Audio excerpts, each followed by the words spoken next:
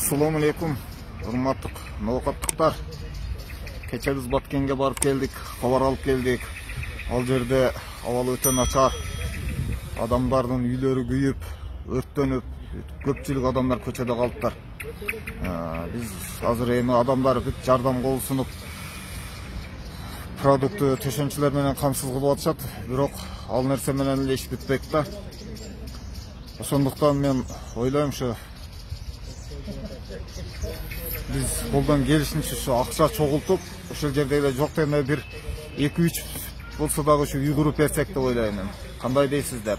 Ошого атайын счет ачып, акча чогултсак, мына абал турукташканда биринчилерден болуп барып, ошол жерге үй куруп берсек. Ошол жерде азыр көпчүлүктөрдүн үйлөрү өрттөнүп, азыр көчөдө калышты. Бара турган жерлери жок. Ошон үчүн үйлөрдү куруп берип, неме кылсак, ошого азыр акча чогултуп, ошого даярданып турсак, эмне дейсиздер? Атайын счетторду ачайлы, акча чогултайлы. Ошого комментарийлерге жазып, оюңуздарды билдирип кетсеңиздер, макул болсоңуздар, ошо атайын счет ачайлы, ошол жака акчаларды которо берсеңиздер.